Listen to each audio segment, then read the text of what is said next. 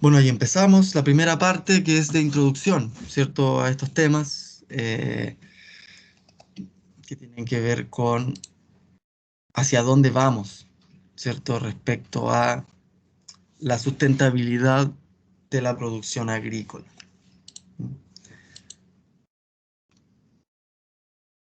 Espérenme un segundo que me equivoqué porque no les compartí el sonido.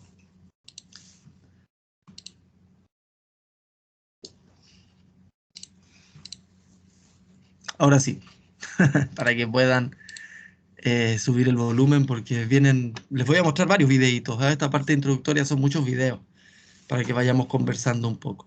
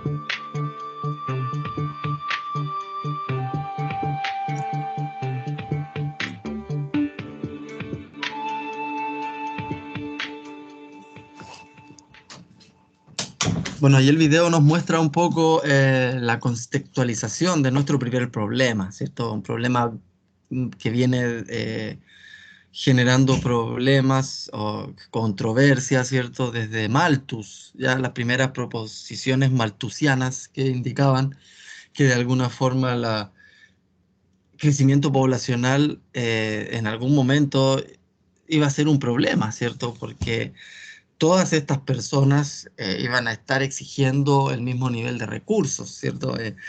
Todos respiramos, todos comimos y en algún momento eso se iba íbamos a tener una capacidad de carga, ¿cierto? Esos son estudios ecológicos básicos porque para el crecimiento exponencial de una bacteria, ¿cierto? Se requiere que existan medios y espacios suficientes para que la población crezca exponencialmente. Cuando se hace limitado, ¿cierto?, en algún recurso, se estanca ese crecimiento poblacional y es lo que se llama capacidad de carga del ecosistema, ¿cierto? Entonces, en algún momento el ser humano va a llegar a esa capacidad de carga del ecosistema. De hecho, ya se dice que lo sobrecargamos. No sé si ustedes saben que año a año se sabe la fecha o el Earth Day que se llama, ¿cierto?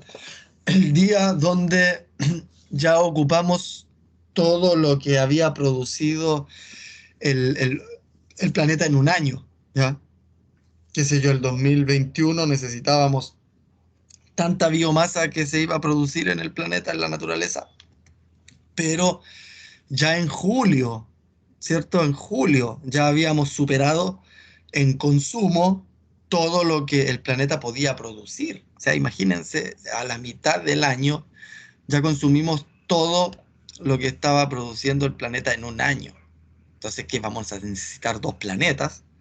De alguna forma eso es el indicador que existe.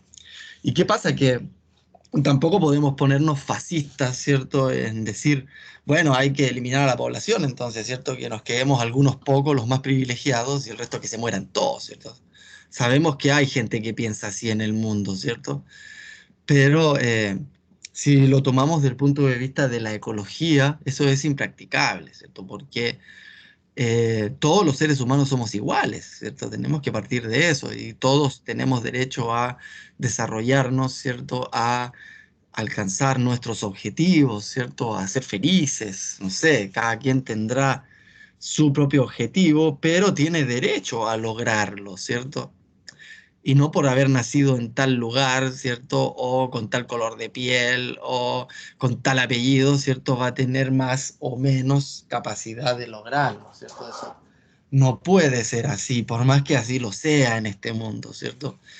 Eh, como les digo, esas ideas fascistas no van de la mano de las ideas ecológicas, ¿cierto? O sea, si nos observamos como seres humanos, organismos vivos, que compartimos la casa con un montón de otros organismos vivos, nos va a cambiar inmediatamente la percepción, ¿cierto? Y darnos cuenta que justamente tenemos que aprender a convivir con el resto de los seres vivos y con el resto de los ecosistemas que compartimos, ¿cierto?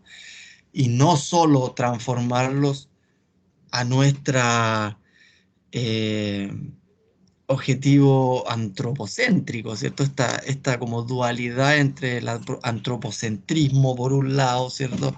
Del hombre, ser humano, Dios creador de la naturaleza y dominador de todo, ¿cierto? Versus la postura de que efectivamente somos una hormiga más, ¿cierto? De alguna forma somos otra bacteria más. Y dentro de la evolución, ¿cierto? Nos tocó estar en algún nivel energético superior simplemente porque somos capaces de dominar la energía, pero eso no quiere decir que tengamos que llevarnos puesto al planeta y a todos los seres vivos buscando desarrollarnos nosotros nomás, ¿cierto? Entonces, esa postura del antropocentrismo y el biocentrismo en este momento se contraponen, ¿ya? Y tenemos este problema de que no podemos seguir subsistiendo si no nos afirmamos de los servicios ecosistémicos, pero por otro lado, nuestra actividad está eliminando la posibilidad de generar esos servicios ecosistémicos. Entonces, nosotros queremos crecer, queremos tener cada vez más alimentos, ¿cierto? Tener cada vez más recursos, pero sin embargo, a medida que lo vamos haciendo, limitamos la posibilidad de poder seguir extrayéndolos, ¿cierto?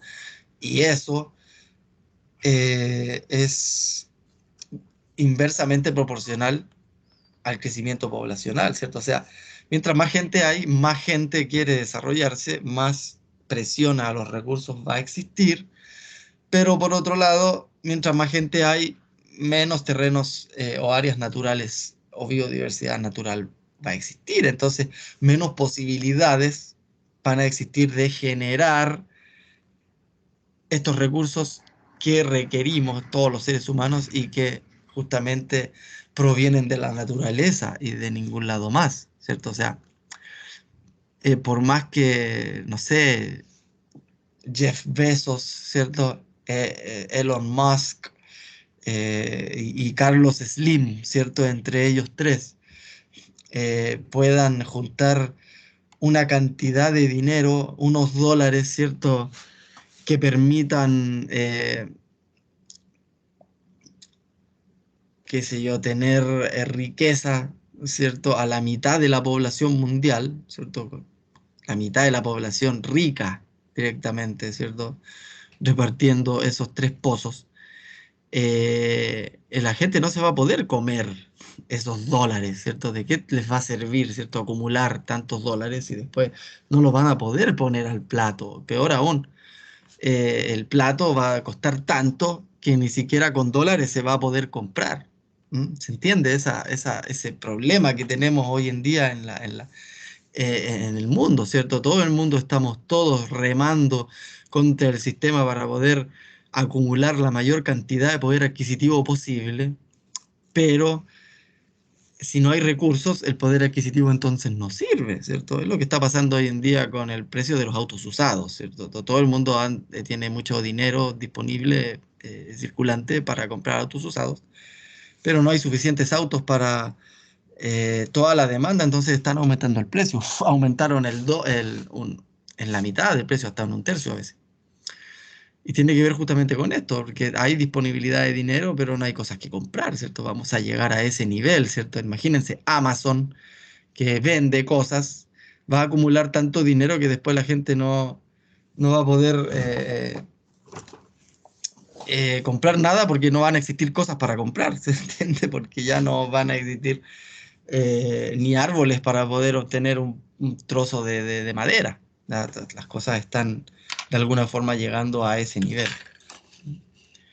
Entonces, ¿cómo, cierto, vamos a poder alimentar a estas personas en agroecosistemas que están cada vez más degradados y a estas personas que requieren distintas fuentes de energía, como les estaba contando, ¿cierto? Por un lado, una persona en Bangladesh, que son en su mayoría en ese país vegetarianos, ¿cierto? Tienen muy poco acceso a la tecnología, ¿cierto? Su huella ecológica es mínima, ¿ya? Pero un alemán, un estadounidense, ¿cierto? Tiene unos consumos energéticos mucho más distintos, ¿cierto? Y el problema es que estamos todos tomando esa energía del mismo planeta, ¿ya? Entonces, no podemos vivir todos como los gringos, ¿cierto? Como se nos ha incluido mucho en la propaganda hollywoodense, ¿cierto? A todos nos encantarían esos casamientos de judíos, ¿cierto? Donde recibes a los invitados en carritos, qué sé yo. Esa forma de vida es solo para un grupo muy privilegiado. Es imposible que para los 7,5 millones de personas puedan tener ese mismo nivel de vida, ¿cierto? Ni tampoco es deseable que las 7,000 millones de humanos vivamos como las personas en Bangladesh, ¿cierto? Hay gente que sí, que le gustaría vivir así, ¿cierto? Pero hay otra gente que no. Entonces es un problema, ¿cierto? Porque hay que compatibilizarlo. ¿Mm? Ahí donde entran las políticas públicas, la ciencia, ¿cierto? Los mercados, ¿cierto?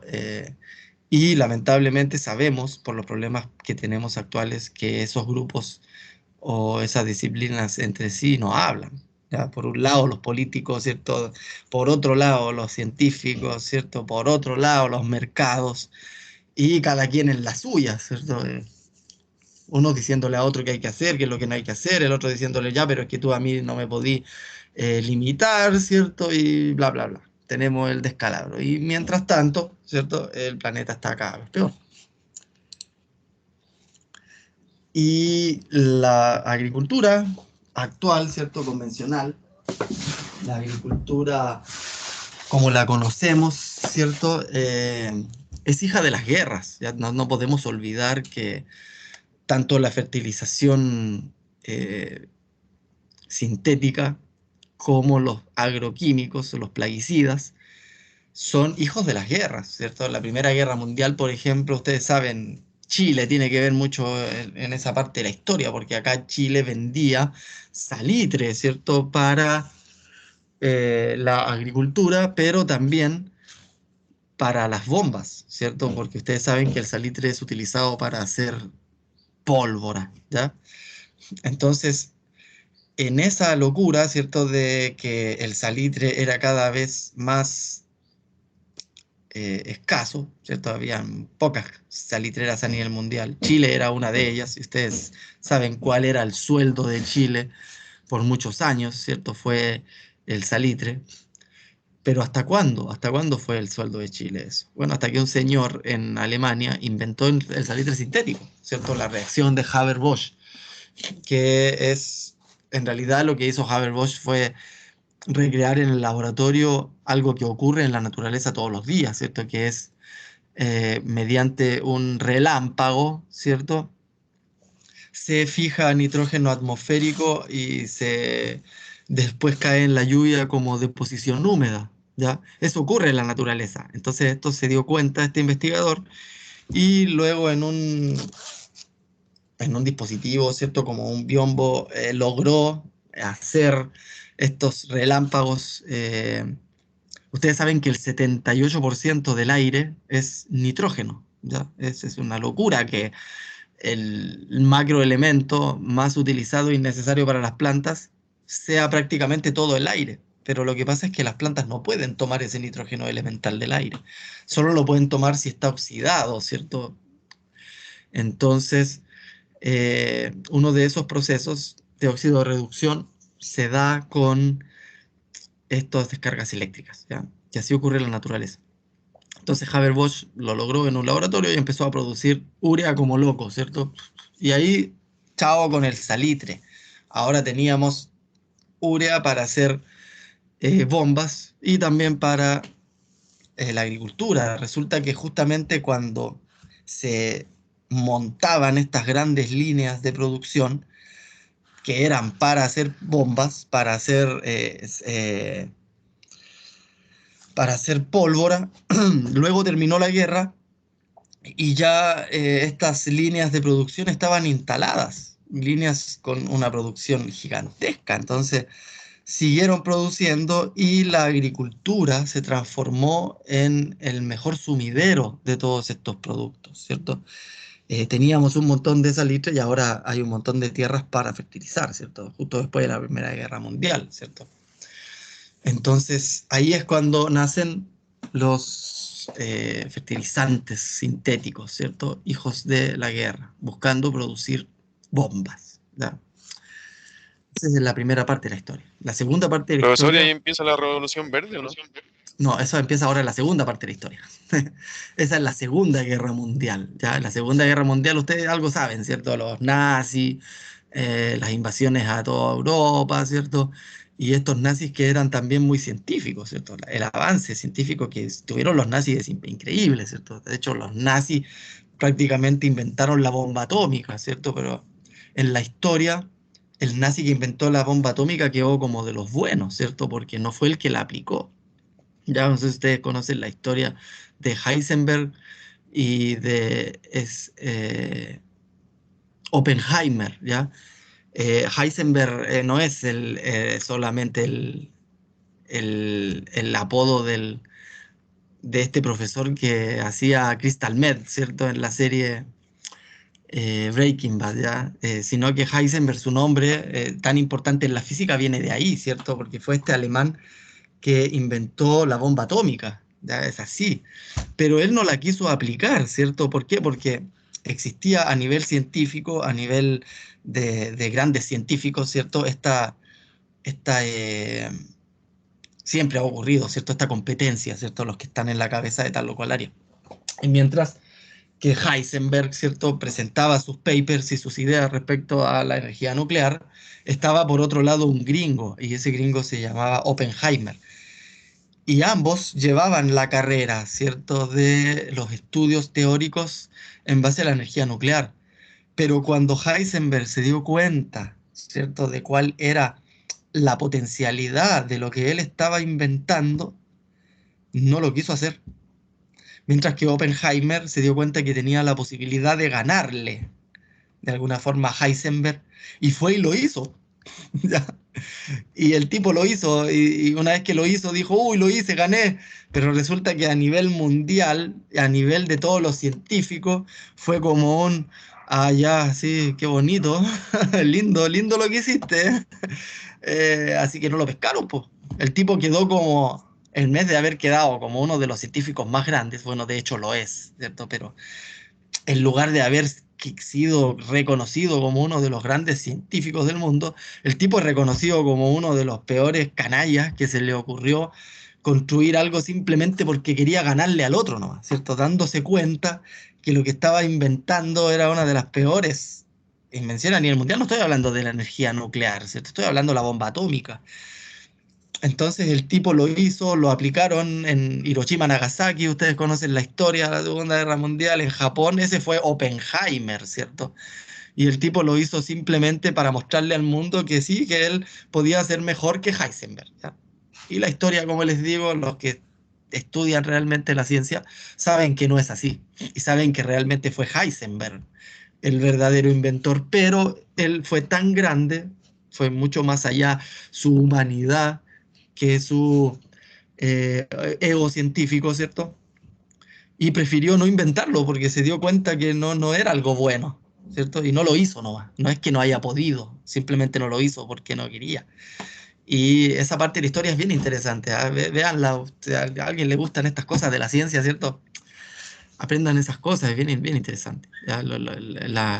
la carrera que hubo entre Oppenheimer y Heisenberg. Yo cuando me enteré y lo estudié bien, aplaudo a Heisenberg, ¿cierto? Y entiendo por qué hoy en día es reconocido como uno de los más grandes físicos a nivel mundial, no solo por sus capacidades, sino porque el tipo pudo poner su ego más abajo de la humanidad, ¿cierto? Y eso es súper importante, ¿ya? Bueno, ahí además de esta historia también hay otra, ¿cierto? Resulta que ustedes saben que existían estas cámaras de gases, ¿cierto? O la necesidad de matar judíos, ¿cierto? Había que matar muchos judíos, ¿ya? Y dentro de las distintas posibilidades que estaban probando los nazis, estuvieron probando con venenos, ¿ya? Ellos querían meter unas cámaras de gas y fumigar humanos. Esa era la idea principal. Entonces empezaron a probar con distintos elementos, distintas moléculas, y así dieron con muchas que mataban bichos. ¿Por qué bichos? Porque utilizaban los bichitos para practicar, ¿cierto? Ya andaban buscando algo para matar humanos, pero los probaban en bichos. Y ahí quedaron esas investigaciones. Ya luego terminó la Segunda Guerra Mundial, por suerte terminó el tema este de andar matando judíos, ya terminó todo. Pero las investigaciones quedaron, ¿ya? Terminó la Segunda Guerra Mundial y viene lo que decía el compañero recién, la Revolución Verde. ¿Qué es la Revolución Verde? Es la agricultura convencional, ¿cierto?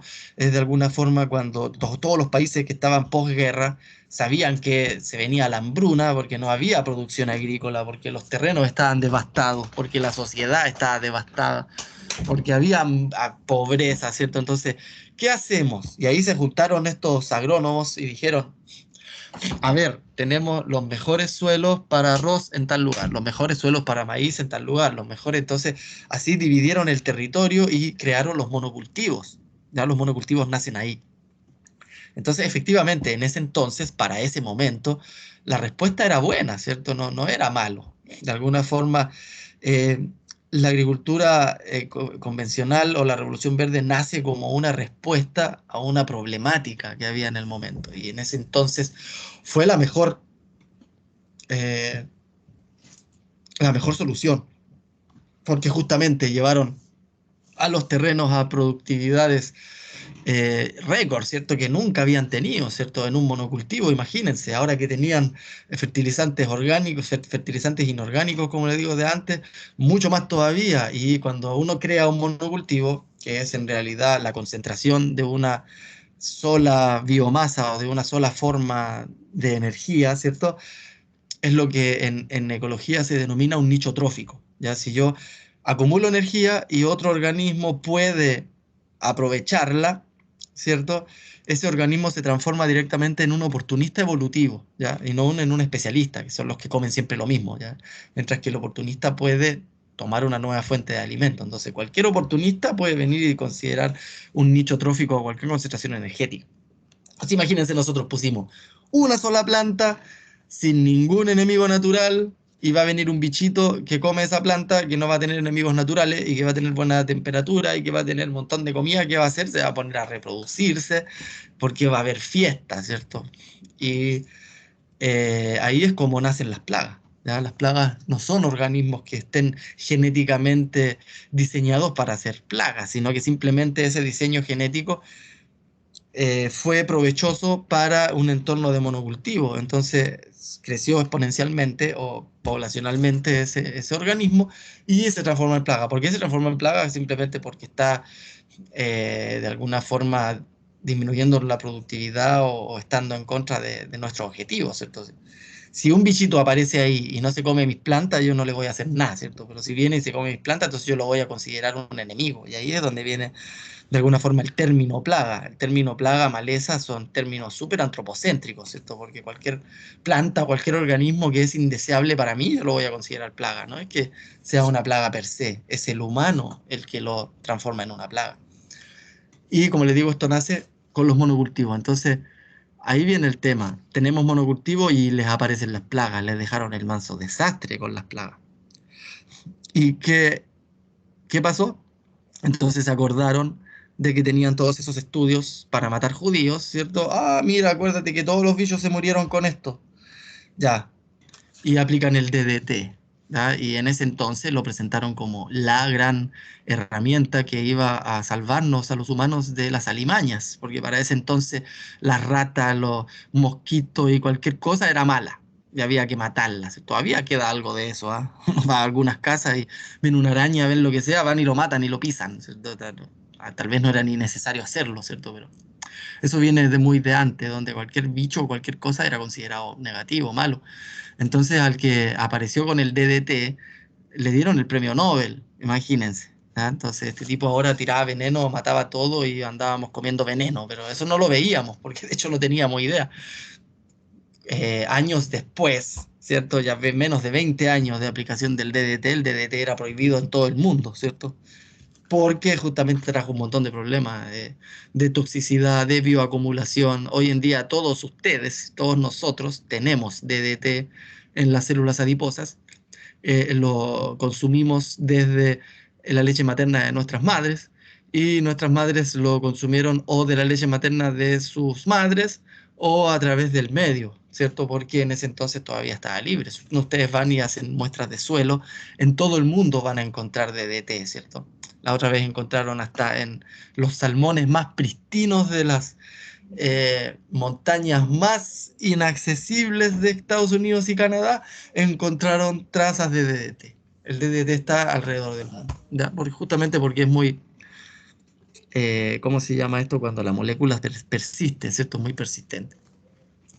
Entonces ahí tenemos pues, la fertilización química y los plaguicidas son ambos hijos de la Primera y de la Segunda Guerra Mundial. Pueden darse cuenta cómo lamentablemente, ¿cierto? La agricultura convencional es estrategia de guerra, ¿cierto? Es de alguna forma eh, eh, consecuencias, ¿cierto? De problemas bélicos. Y luego aparecen los famosos paquetes tecnológicos, ¿cierto? Ya este monocultivo requiere de tal fertilizante, de tal veneno, entonces ya, para tal lugar aquí tienen el paquete, esta es la semilla, estos son lo que necesitan. Entonces ahí ya la agricultura convencional se empieza a homologar a nivel mundial y se toman las mismas directrices, entonces, que en China, que en Estados Unidos y que en Latinoamérica, siendo que son ambientes, biomas, ecosistemas completamente distintos, pero el paquete sigue siendo el mismo, ¿cierto? Y se empieza a aplicar y de esa forma, entonces, es como esta agricultura de los monocultivos, de los commodities, empieza a avanzar alrededor del mundo, ¿cierto? Post Segunda Guerra Mundial. ¿Ya? Y aparecen estos nombres que uno los conoce por ahí en teorías conspiranoicas, ¿cierto? ¿Qué hace el señor Fundación Ford y señores Fundación Rockefeller financiando la agricultura convencional a nivel mundial, ¿cierto? ¿Por qué? Bueno, resulta que la agricultura convencional terminó siendo un gran negocio, ¿cierto? Ustedes saben, hoy en día es cosa de ir a ver la lista de insumos de cualquier productor agrícola para darse cuenta que les roban, ¿cierto? Y que al fin y al cabo los productores generan producción más que nada para pagar los insumos que utilizaron, ¿cierto? Y además el sistema está tan eh, desequilibrado que los monocultivos son dependientes del paquete tecnológico, tanto que si ustedes dejan de aplicarlo, no van a poder obtener producción, producción viable, producción rentable, ¿cierto? De ahí, ¿cierto? Porque esos huertos ya están todos muy desequilibrados, ¿cierto? Entonces es como tener un enfermo en la UCI, ¿cierto? Lo van a tener vivo, lo van a tener produciendo, pero si ustedes les desconectan el suero, les desconectan el oxígeno, se muere, ¿cierto? Acá es lo mismo, ustedes tienen árboles que están produciendo, pero ustedes los dejan de podar, les dejan de aplicar fertilizantes, les dejan de aplicar los plaguicidas y ahí no van a poder sacar muy buena producción, ¿cierto? Entonces, los sistemas de monocultivo son además dependientes de estos paquetes tecnológicos. Y eso, así es como estos paquetes tecnológicos y estas formas de producción se fueron eh, traspasando de gobierno a gobierno, ¿cierto? Porque al fin y al cabo son los gobiernos los que deciden qué forma de agricultura tiene que hacer o no cuál territorio, y así decidieron, ¿cierto?, entre poderes políticos y poderes económicos, cómo iba a ser la agricultura mundial, de alguna forma dejando de lado, ¿cierto?, todo el conocimiento ancestral que había de la agricultura tradicional o de la agricultura de los pueblos originarios, ¿cierto? Un montón de conocimiento que se perdió, que un montón de conocimiento que no es valorado por la agricultura convencional, ¿cierto? Profesor, esa es la noción cultural y la genética, ¿no? Sí, que son dos cosas distintas, pero van de la mano, ¿ya? De alguna forma el tema de los monocultivos tienen que ver con la degradación genética, las patentes, transgénicos y todo eso tienen que ver también con eso. Pero la degradación cultural va justamente con la pérdida del territorio, la pérdida de algo muy importante que se llama esto de sentirse parte de algo, ¿cierto? ¿Cómo se llama? Eh, no me puedo acordar de la palabra exacta, pero eso se pierde, ya eso se pierde. Sentirse parte del territorio, sentirse parte de una forma de vida, de un campesinado, se pierde. Ustedes saben, ahora la gente del campo ya no quiere trabajar en el campo. ¿M? De alguna forma se ha degradado tanto el trabajo del campo que una persona piensa que ir a limpiar baños a un mall en una ciudad es mucho más digno, ¿cierto?, que ir a trabajar al campo. Y eso es completamente un error, ¿cierto? Y tiene que ver justamente con estas prácticas de los terratenientes, ¿cierto?, de siempre negrearse a los agricultores, ¿cierto?, a los pobladores, y no otorgar condiciones igualitarias de desarrollo. Ya el tema del desarrollo rural tiene que ver mucho con eso, ¿cierto? Pero esos aspectos también son mucho más complejos de observar desde el punto de vista del trabajo social. Ahora recuerden que la agroecología es una disciplina multidisciplinaria entre aspectos ambientales, sociales y económicos, ¿cierto? Porque tiene que ser rentable un sistema, un agroecosistema, pero tiene que ser sustentable y además tiene que tener pertenencia. Muchas gracias, don José Sepúlveda. Eso se va perdiendo, ¿cierto? La pertenencia en el campo. Porque muchos sabores, muchas culturas, muchas canciones, muchas formas de bailar, todo tienen que ver con experiencias en el territorio, ¿cierto? Con aspectos muy propios del territorio, que son muy locales, ¿ya? Por eso las comidas típicas, las costumbres y todas esas cosas que se van perdiendo en la agricultura convencional, ¿cierto? Ahora esperan que todo el mundo sean agricultores gringos que usen el jockey de John Deere, ¿cierto? De alguna forma es como lo que se espera, ¿cierto? Pero eso no puede ser así. Vamos a ver en adelante por qué. Ya, avanzar un poquito en medio atrasado, pero bien, no se preocupen que tenemos eh, tiempo. Acá hay un aspecto clave, ¿cierto? Que yo lo he nombrado más de alguna vez, que se llama servicio ecosistémico, ¿cierto? ¿Por qué es tan importante un servicio ecosistémico? ¿Qué es un servicio ecosistémico?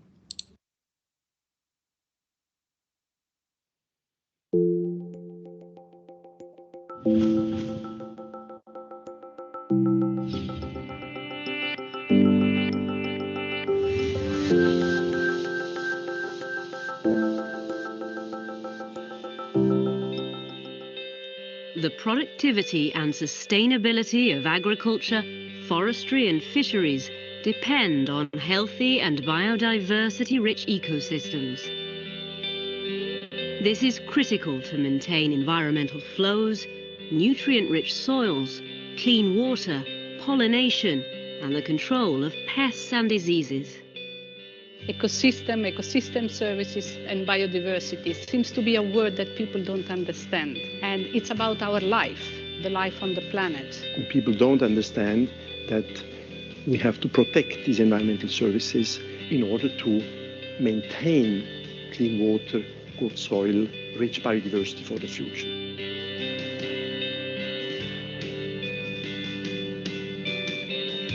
So it's important that policymakers understand the value of the production of ecosystem services and promote and help farmers to produce much more of it, not only for themselves, but also for the millions of people who depend from agricultural systems.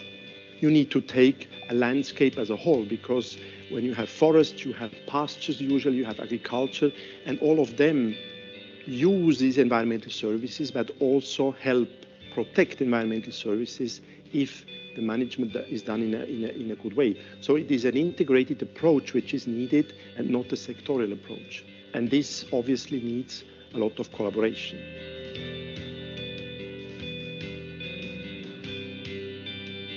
Many countries are understanding and adopting policies to protect and maintain pollinators. Pollinators give you 35% of the total food we produce.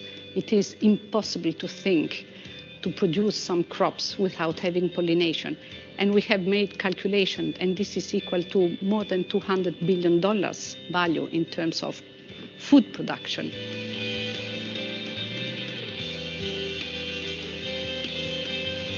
Without ecosystem services and ecosystem management, there will be no survival, because the water will not be available anymore in a quantity needed, pollinators will disappear, the soil will erode. So without taking care of ecosystems and their services, there is no food production in future. Very simple.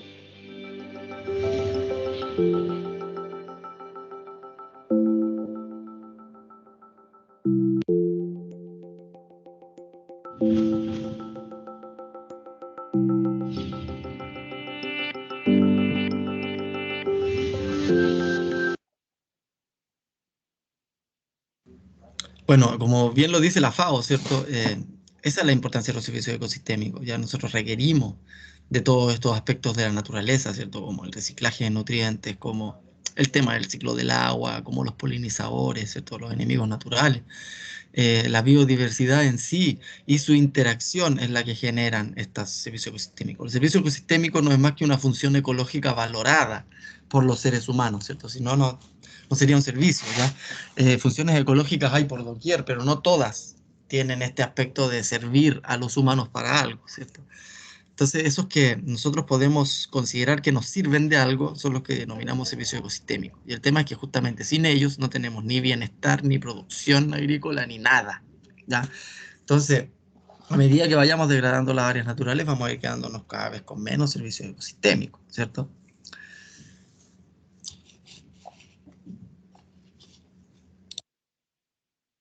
From the film.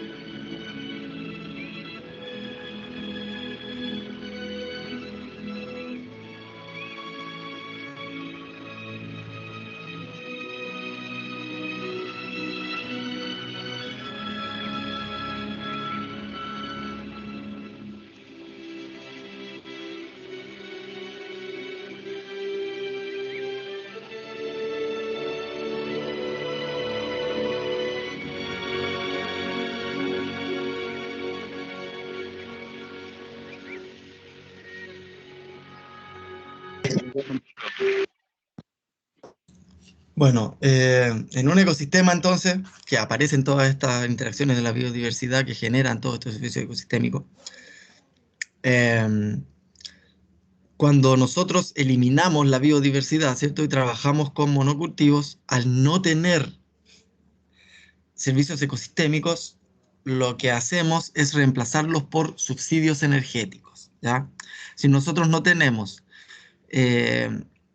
ciclaje de nutrientes en el suelo, actividad microbiológica del suelo, ¿qué podemos hacer? Le ponemos fertilizantes químicos, ¿ya? Eso es un subsidio energético. Si yo no tengo poblaciones de enemigos naturales, ¿cierto? Como predadores, ¿cierto? O parasitoides de las plagas, entonces, ¿qué hago? Aplico un veneno, ¿cierto? Otro subsidio energético. Si yo no tengo suficiente actividad microbiológica de lombrices, ¿cierto? De megafauna, ¿qué hago? Meto una maquinaria, ¿cierto? Un tractor y rompo el suelo. Entonces ahí estoy haciendo otro subsidio energético. De alguna u otra forma, hemos creado un sistema agrícola que está basada y es dependiente de los subsidios energéticos. Y estos subsidios energéticos son todos estos insumos, como les digo. Es un gran negocio. Si nosotros generamos una actividad que es dependiente de los insumos, entonces esos insumos van a venderse siempre. ¿Cuál es el llamado? El llamado es a romper el monocultivo, ¿cierto? A volver a producir servicios ecosistémicos, pero ya no desde la naturaleza, porque ya la naturaleza ya la degradamos. Lo que nos queda es entonces rediseñar sistemas agrícolas que generen servicios ecosistémicos, ¿ya? Para eso hay que integrar a su biodiversidad, ¿cierto? En forma de cercos vivos, corredores biológicos, cultivos de cobertura. Vamos a ver que hay montones de formas de hacer interactuar la biodiversidad, pero justamente ese es el fin, ¿cierto? El fin es generar servicios ecosistémicos para eliminar o disminuir el uso de subsidios energéticos, ¿ya? Entonces eso me interesa que lo entiendan muy bien. ¿Qué es servicio ecosistémico y cómo se sustituye mediante un subsidio energético? ¿Ya? Por favor, denle vuelta a esos dos conceptos, porque los vamos a utilizar mucho durante el curso. La idea es que los tengan claros, ¿cierto? Bueno, aquí les tengo a Santiago Sarandón, ¿cierto? Que nos hace una reflexión muy interesante. Me gustaría que lo escuchen. Él es un investigador argentino, actualmente el presidente de la Sociedad Científica Latinoamericana de Agroecología. Pero miren qué interesante lo que él dice. Para un profesor universitario como yo, que esa sociedad que en Argentina paga los estudios de los agrónomos, luego nos diga, eso que vos estudiaste, eso que yo te pagué, por favor, hacelo 1000 metros del pueblo, porque no soportamos la manera en que ustedes tienen de resolver los problemas agronómicos. Eso es un llamado de atención. Entonces, lo que hay que preguntarse es, ¿por qué ocurrió esto? ¿Cuáles son las causas? Y acá empieza el kit de la cuestión. ¿Esto es todo consecuencias de aplicar mal un buen modelo o es un problema de un modelo equivocado? Esta es la gran discusión. Nadie duda de que hay problemas. La solución viene si uno resuelve la causa. Y la causa hay que entenderla. ¿Es un problema de aplicación? Se aplica mal. El paquete era bueno, los investigadores nos formamos bien, las universidades investigan bien, las estaciones experimentales lo hacen bien. Entregamos esa tecnología excelente al agricultor y él la aplica mal. ¿Es eso? ¿Ese es el problema, los extensionistas, los productores? ¿O es que el modelo que nosotros entregamos es deficiente? Está armado con una estructura mental que ya no es adecuada a la problemática.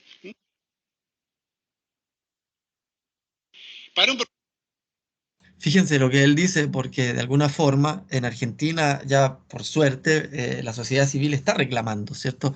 Le está diciendo, por ejemplo, que tienen que aplicar a 2 kilómetros desde el borde de la ciudad plaguicidas, ¿cierto? a ver, pero ¿por qué? ¿Cierto? Que no era bueno lo que nosotros hacíamos como agrónomos, ¿cierto? Que no era bueno producir en el campo, ¿por qué ahora nos están mandando 2 kilómetros para afuera, ¿cierto?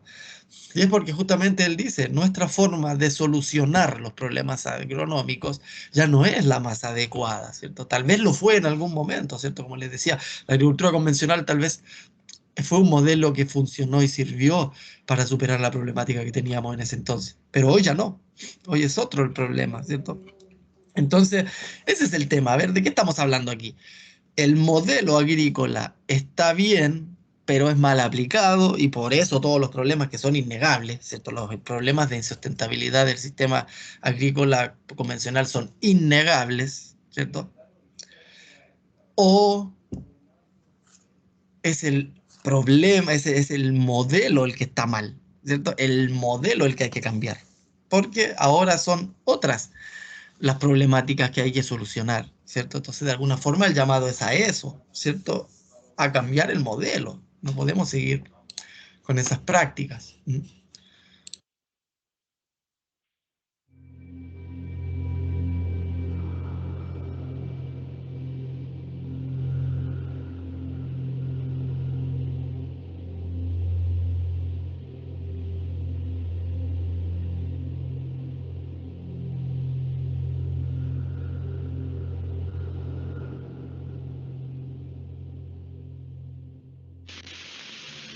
Entendiendo que, entonces, no tenemos una sola sustancia química, sino que tenemos un cóctel de químicos que se utilizan en los territorios, es, desde nuestro punto de vista, absolutamente inaceptable que se quiera plantear el discurso de las buenas prácticas agrícolas a partir de la presentación de quien aplica el veneno como si fuese un astronauta para garantizar sus medidas de seguridad. Cuando nos dicen, quien se viste como astronauta para poder aplicar un veneno, está aplicando un veneno de manera correcta, y punto y seguido nos dicen, porque en realidad lo que se aplica no hace mal a la salud, claramente hay una posibilidad de que hasta mi sobrino de 3 años entienda que alguien está mintiendo. No se puede justificar ni explicar que una sustancia que para ser aplicada requiere de un traje casi de astronauta, no genere ningún impacto en la salud de las poblaciones que son expuestas a estos. Porque por otro lado, ese traje de astronauta es para el que está aplicando, pero no es para el que está viviendo, para el que está tomando el mate en su casa a la espera del atardecer, o para el que está durmiendo cuando están aplicando con esos trajes de astronauta en los campos a menos de 1000 metros de sus casas este tipo de venenos. Entonces, esta lógica de pretender presentar como buena práctica el envenenamiento a partir de la utilización de medidas de protección para quien lo aplica al veneno, son falacias que solamente sostienen una lógica codiciosa de ganancias a un muy corto plazo a partir de la externalización de costos, porque no se incluye en las ecuaciones comerciales de la exportación de commodities agroindustriales dependientes de transgénicos los costos en la atención de la salud de aquellas personas que son víctimas de estos procesos de envenenamiento. ¿Cuál es el margen de ganancias que hay que obtener para justificar que un niño de nuestro territorio nazca con una malformación? ¿Cuál es el margen de ganancias que hay que obtener para poder justificar que a una persona en nuestro territorio se le desarrolle un linfoma no Hodgkin o se le desarrolle una leucemia o un mielomeningocele? Digo, esta es la pregunta que desmonta la falacia de las buenas prácticas agrícolas entendidas como aplicación de venenos con algunos cuidados. La única buena práctica agrícola es la producción de alimentos sanos, porque sin alimentos sanos no hay pueblos libres. Y los alimentos sanos no pueden producirse en territorios enfermados, y digo bien enfermados, a partir de la contaminación y la irrupción de venenos, porque los transgénicos que se han instalado en nuestros territorios son transgénicos preparados para ser adictos. El uso de los suicidios energéticos. Como les digo, la idea de patentar un transgénico es justamente poder venderlo junto al paquete tecnológico, ¿ya? No sirve de nada vender la semilla por sí misma. Hay que vender la semilla y todo el paquete. De hecho, ese es el gran negocio de Monsanto. Monsanto prácticamente no gana mucho con sus semillas, más gana de vender el paquete tecnológico que va pegado a esa semilla. Así que aquí el investigador habla muy bien de que es una falacia, ¿cierto? Poder decir que es una buena práctica, la falacia de las BPA, ¿cierto? Proteger solo al que está aplicando, si al final lo que están aplicando es un veneno, ¿ya? Entonces ahí hay que, un poco, ahí se las dejo, ya eso lo vamos a poder discutir con más tiempo. Ya, entonces tenemos problemas con esto, ¿cierto? Hay problemas, como les digo, primero con el manejo y después con estos aspectos que tienen que ver ya con legislación comercial, ¿cierto? De los royalties, los organismos genéticamente modificados que contienen patentes, ¿cierto? Y por ende, ¿cuál es la soberanía alimentaria realmente? ¿Los pueblos realmente pueden elegir qué es lo que quieren producir o están produciendo según una normativa de alguien que es el que va a comprar o del que le está vendiendo la semilla o del que le está vendiendo los insumos que les dicen que produzcan? ¿Mm? Son los mercados los que están al final definiendo qué es lo que tiene que producir el productor en cuál o tal o cual territorio y de qué forma producirlo, o es el agricultor el que lo decide, ¿cierto? Es así el tema ahora en la actualidad. Ustedes saben que muchas veces muchos agricultores quieren producir de forma más sana, pero están metidos en un sistema que no los deja, ¿cierto? El que les compra el conchencho no les va a comprar si no tiene los límites mínimos de residuos o máximos de residuos de tal aspecto, ¿cierto? La exportadora no les va a comprar tampoco si es que aplicó tal o cual cosa, o de hecho, la exportadora no les va a comprar si es que no aplicaron tal o cual cosa que era exigida por esa empresa. Entonces ahí es donde hay todo un tema con la exigencia por un lado y con la disponibilidad de venta de ese producto por el otro, ¿cierto? Entonces ahí hay que ser bastante crítico en ese sentido, saber que hay mucha gente que tiene que alimentar a sus hijos de la venta de estos productos, ¿cierto? Esa persona no es que esté mal, está trabajando, ¿cierto? Pero lamentablemente está siendo el brazo armado, ¿cierto? De un sistema que no está hecho para producir más alimentos, más y mejor alimentos o alimentos sanos. Es un programa, un negocio que está hecho para ganar dinero, ¿cierto? Eso, si hay que vender insumos, sean necesarios o no, ¿ya?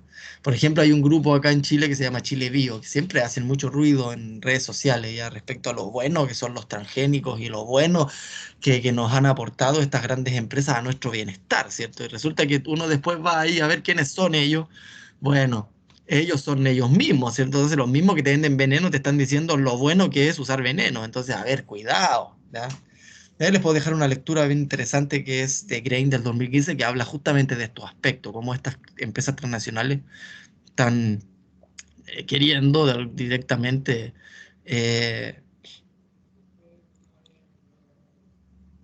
apropiarse del primer eslabón productivo de los seres humanos, ¿cierto? Que es la producción de comida. Por otro lado, también hay distintas herramientas que se han utilizado a lo largo del tiempo, como el famoso huella de carbono, ¿cierto? La huella de carbono de tal o cual producto, ¿cierto? Su huella hídrica, cuánto agua se requiere para generar tal o cual producto, o la huella ecológica, que les decía, que es cuántas áreas de área biogeográficamente activa requiere un humano, ¿cierto? Para producir y degradar todo lo que él genera, ¿cierto? Y eso va cambiando. Para un gringo, por ejemplo, son como 12 hectáreas, ¿cierto? Para un alemán son 7 hectáreas. Para un chileno son 3 hectáreas. Para una persona en Bangladesh es media hectárea, ¿cierto? Entonces imagínense, es la huella ecológica de una persona. Y por otro lado, como les decía, está el negacionismo, ¿cierto? Tenemos una gran cantidad de gente que está en las esferas políticas, o sea, gente que toma decisiones que no considera a la ciencia, ¿cierto? Y peor aún, ya lideran grupos de desinformación a nivel mundial, ¿cierto? Hasta sectas incluso, ¿cierto? Y se sabe que hay unos seguidores de Donald Trump que son hasta conspiranoicos, que nada, o sea, he escuchado locuras que hablan, que son, pero nadie entiende cómo todavía pueden estar hablando esas cosas, ¿cierto? Cómo negar justamente el cambio climático, decir que es culpa de los chinos y que es todo mentira, y ese tipo de cosas no pueden ser, ¿cierto? O sea, no podemos entrar en ese tipo de discusiones, ¿cierto? Tenemos que directamente ir hacia la información científica, a la evidencia, que es lo que nos está diciendo, ¿cierto? Bueno, este videito se los voy a dejar por el tiempo, estamos medio atrasados, pero es un video de un ecólogo chileno que explica un poco el avance de la desertificación en Chile. Por tranquilidad. Y este también, que es de un documental que salió hace poco, está en Netflix, ¿cierto? Pero aquí les muestro como un pedacito, ¿cierto? De que el llamado a guardar toda esa cantidad de carbono que está en la atmósfera es a través de las plantas y hacia el suelo, ¿cierto? La única forma que podemos controlar hoy en día el cambio climático es tomando todo ese carbono que está en el ambiente, toda esa sobreacumulación de carbono en el ambiente y bajarlo al suelo, ¿ya? Eso también se los dejo. Y este también se los dejo, que es un poco Cultivos agroecología que se está haciendo en el Maule, ¿ya? Y de agricultura alternativa aquí lo voy a dejar para que iniciemos la próxima clase, ¿ya? Para que lo conversemos y de ahí seguimos con un poco de bioenergética, ¿ya? Entonces, dejen ahí anotado que llegamos hasta la diapositiva de agricultura alternativa. De ahí vamos a conversar un poco de formas de agricultura alternativa, que a lo mejor ustedes deben conocer varias, ¿cierto? Agroecología, biodinámica, agricultura orgánica, permacultura, no sé, si tienen otra, mejor todavía, porque así lo discutimos entre todos, ¿ya? Bueno, yo voy a cortar la clase.